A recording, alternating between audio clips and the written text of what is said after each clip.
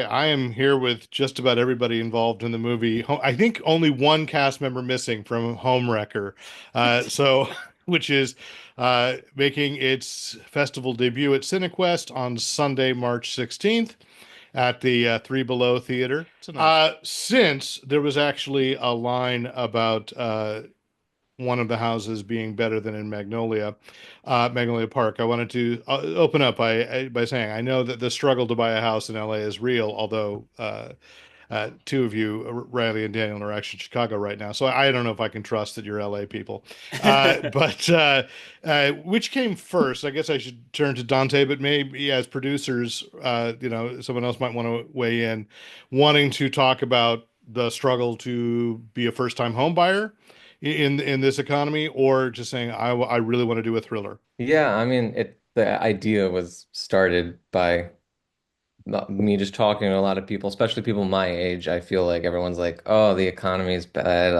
I want to be able to rent is getting crazy. I wish I could own a home." And I just feel like a lot of people are feeling pretty pessimistic about their financial prospects. And so, yeah, it just got me thinking like, well, how far would people be willing to go to try to get that little leg up in this world? And like it's still, I think home ownership is still such a big part of what we consider to be the American dream. So for better or for worse, that's still like such a goal that people really feel like they need to hit. Yeah, and then you turned into a modern, I guess, comedy noir. I was trying really hard to Yeah. figure out how. I know Cinequest had to just say comedy, but it was and it wasn't, and then it got really, really dark. So no spoilers, but that's what I loved about it. It goes on such a clip, and this also involves something that in my day job very concerned about deep fakes. So is that Dante? Was that your decision? People would go so far as to create a deep fake in order to be able to buy a home. I won't say how, why, how, what they do, but Yeah, I mean that's like the other, I just combine those two fears of like, not being able to get a foothold in this economy and then also this new AI stuff in all kinds of aspects is changing everything. And so I feel like it makes sense that, here's like this new tool that's coming up. It can be used for all kinds of things. One of the ways is it could be just used by your ordinary person that's just trying to do like it can just make your basic like prank go like way too far at this point. mhm. So it's just these tools now are just so readily available and you can use them in so many different applications that I was like, yeah, great way to combine this and see what kind of depravity we can put on film. And to the cast, you probably weren't so keen on deepfake and AI beforehand, but now did this really change and scare you? Especially with the current economy that doesn't, I mean, economy, a political, what do we call that? The current administration. Thank you. Yeah. Yeah. Like there's no, like no one seems to be, like their eyes aren't even on, communicable diseases, let alone this. So I feel like it's extremely timely and extremely like, Larry Moss said in acting class all the time, actors or politicians. And this is like why I want to be an actor is to be in a movie like this.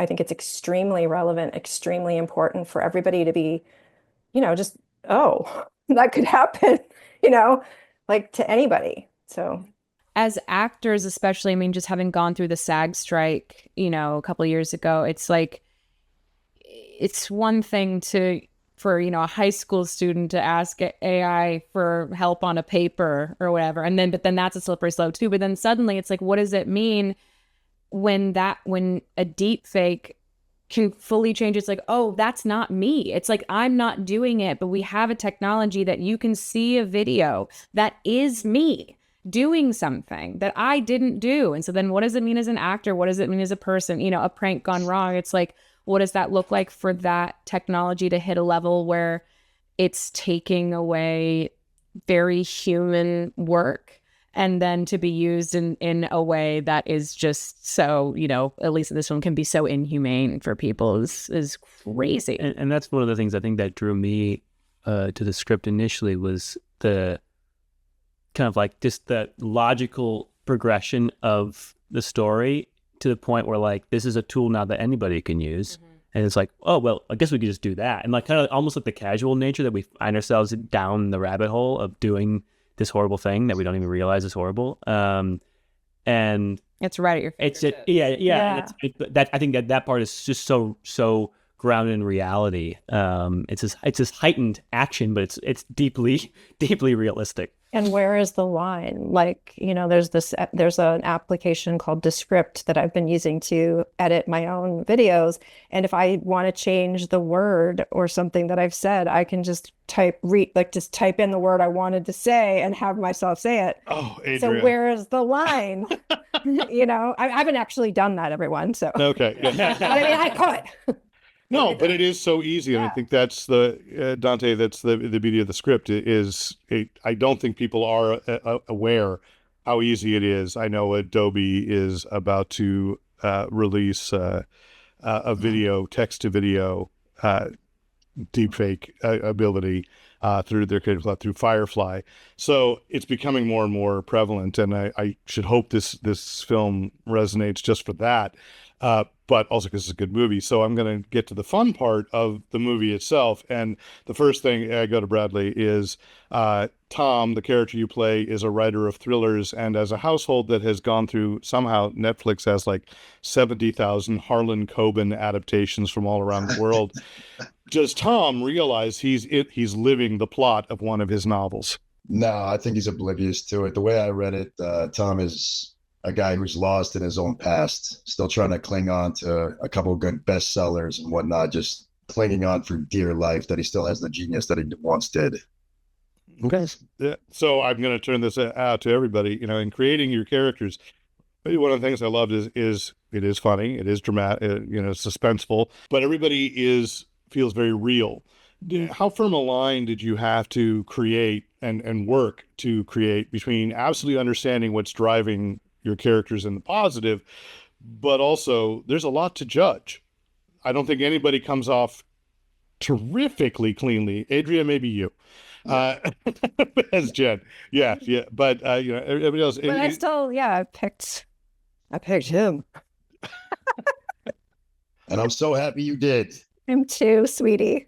But you can see the charm. I mean, that's the thing. You can see what's magnetic about Tom, but also what's dangerous about Tom. And that's sort of also like what I think women with daddy issues do. I didn't even pick up that you had those. Okay, so okay. I don't. Okay, my character does. Yeah, but Reilly and Daniel, how about you? Because I think we're gravitating towards the issue that drives this the action is yours. And we can understand it. Like I said, first time home buying, anybody can understand that. But you go some pretty dark places. Yeah, I know. I mean, Dante and I had a lot.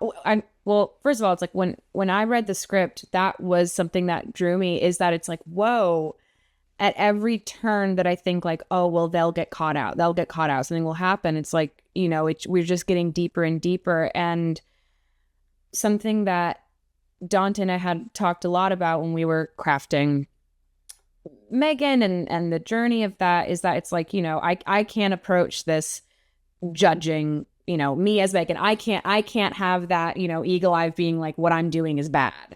Like there are flashes of that, but it's like it's almost like I remember Dante, we were saying it's like I'm like a shark. Like I'm Megan, I'm like a shark. It's like I have to keep swimming forward. If I stop moving forward, then everything's done. Because if for one moment, if I live too long in regret or in second guessing something, then this whole thing's going to fall apart. And so it was really not leaning into a lot to judge, because it's like you're never the villain of your own story, right? It's like everyone's the hero of their own story and of their own life. And so it was really thinking about, for me, it's like, okay, what do I value? What am I working towards versus more so what I'm working against? And the what I'm fighting for has to be more powerful than that. Because then it's like, one, it's not as fun to live in and play if it's just constantly judging my own actions. And then it's, it's not as fun when it's like, it's more fun to have the point of view of like, no, you guys are all the villains. I'm great. Everything I'm doing is amazing. Like, I can't second guess it. So that was a fun, that was a fun journey for me, and then for Dante and I to have together. And Dante was so open to discussing what that looks like for me as Megan, for us working together. It was great. I love that you were like, Derek, that you were saying, there's a lot to judge, because that means that, it's coming across. And for me, my job as the actor is never to judge, is just to accept the complicated situation that Dante has written. And so to just like accept, okay, I really fucking want a house. Like I really want, to set our life up. And I think this story is like, how far are you willing to go to get what you really want? And how much of your empathy are you willing to cut off? At what cost will you get what you really want to get? And if I'm, as the actor, judging that it'll never come across. But the fact that, that you felt that way, that's the end goal for us, is just to like try to accept the points of view and just live that. And have you had a chance to watch this with an audience, like friends and family screening, or is Cinequest going to be it on Sunday?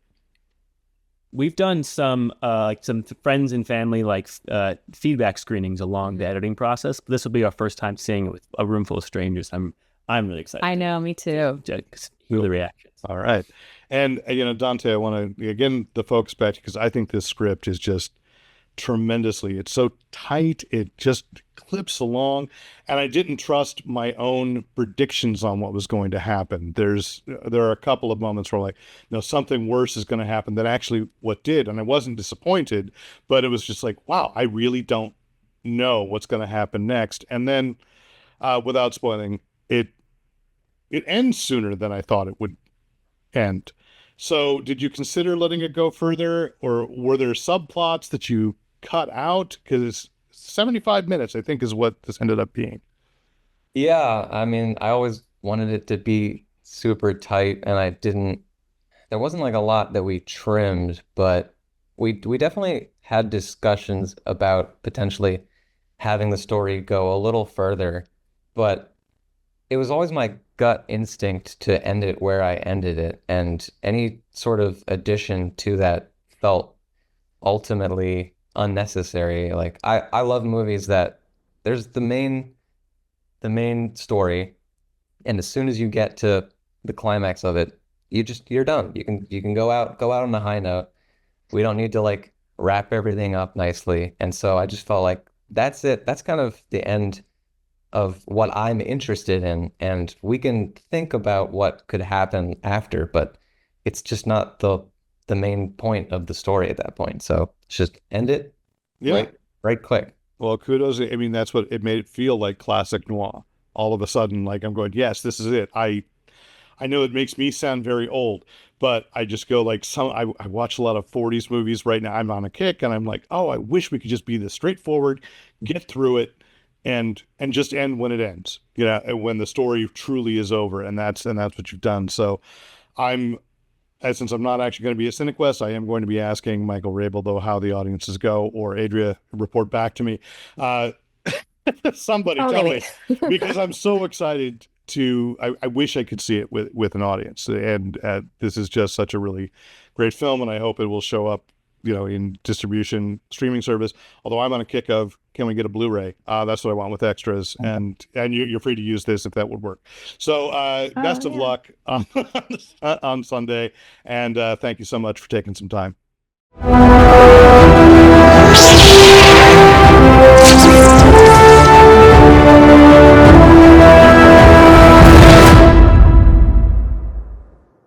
Thanks for watching, and be sure to hit the subscribe button so you don't miss out on any Fanboy Planet video content.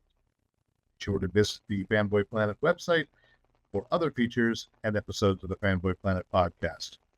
And remember, use your powers for good.